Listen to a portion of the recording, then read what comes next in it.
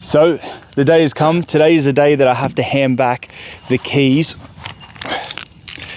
to the Kia K4. And I'm not going to lie to you, I'm not as sad to be handing the keys back to this thing as I was the Kia Sportage before this. Because when I first introduced the car to the channel a few months ago, I said there were a few kind of head scratches on there that I was like, really, Kia?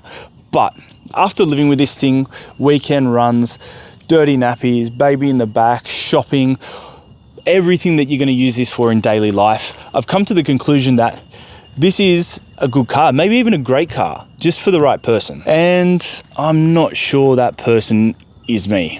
So in this video, I'm going to show you the things I genuinely loved about this thing, and I'm going to show you a few things that over time began to bug me a bit. But if you want to see what I'm replacing this with, the next car after this, make sure you hit subscribe because I'll put a video up soon. And also, if you want to have a guess, put it in the comments.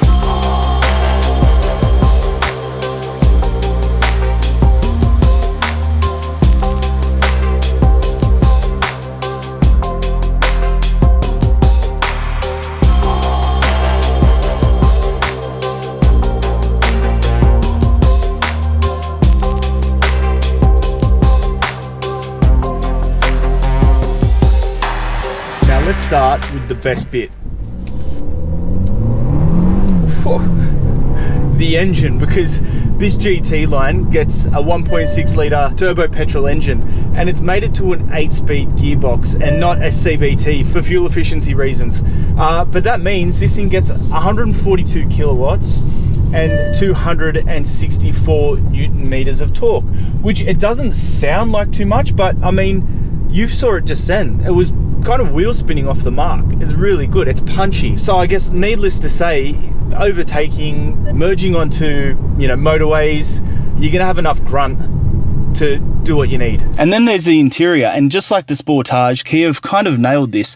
You get two big 12.3 inch screens here, and they're stitched together either side of a climate control panel where your recirc, your fans, everything like that.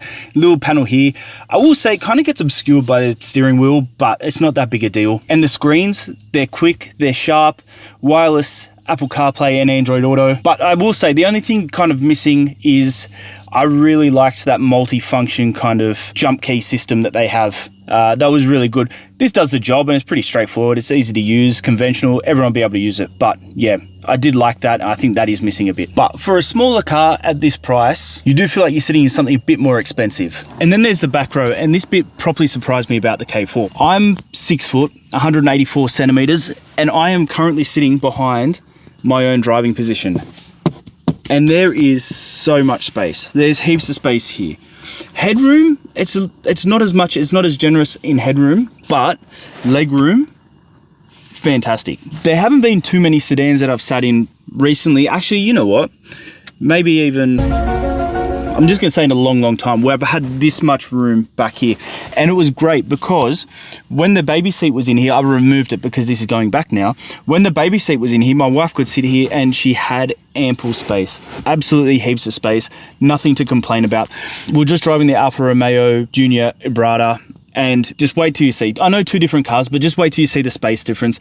This was a real luxury. But then if you don't have a baby seat, you easily get two full-size adults back here and neither of them will be complaining. And then there's the boot. And this is sometimes where sedans kind of fall apart.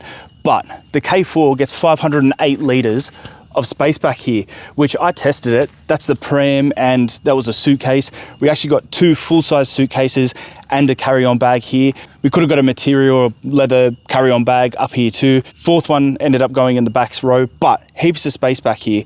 And actually, you probably get more in this than some mid-sized SUVs. So if you're someone that's been told that you need an SUV to fit a family of 3, a family of 4, don't listen to them. The K4 will do it. And then there's the price. This one here is the GT line, the top of the range, top spec with all the toys. Drive away, including this $600 wave blue paint, which actually looks pretty fantastic to be honest, you're looking at $48,120. Now, 48 grand is not nothing, and I'm not convinced that this GT line is actually the value pick of the bunch, but going back to the Sportage that I had previously, if you want the equivalent grade level of that, you're looking at about 54.5 grand. So you're saving about 6 grand on a car that is roughly inside the same size. And you've also got to consider that you're getting a 7-year unlimited kilometre warranty. You get 8 years of roadside assist. You get the big screens inside. There's heated and ventilated seats, Harman Kardon sound system, the sunroof, all for under 50 grand drive away. So you're getting a fair bit of car. But like every car, after a few months of living with this thing,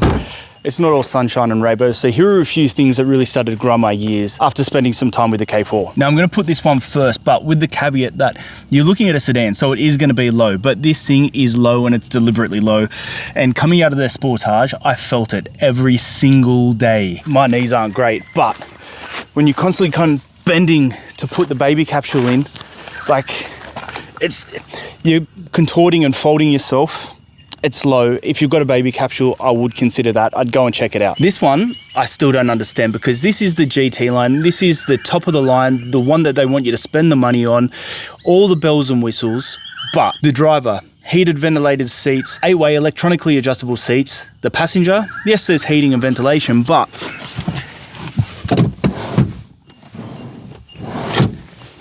a lever like it's 1992. And then, to add insult to injury, there's levers here as well, and you've got to pump this one.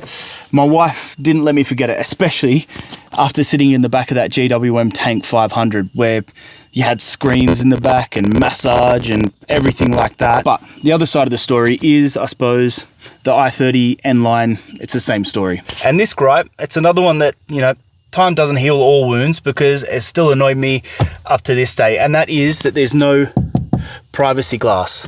When you're driving around a newborn in the back trying to get them to sleep, actually, you know what, just in Australia in general, because it can get quite hot, you really want the tint, the privacy glass on this back window.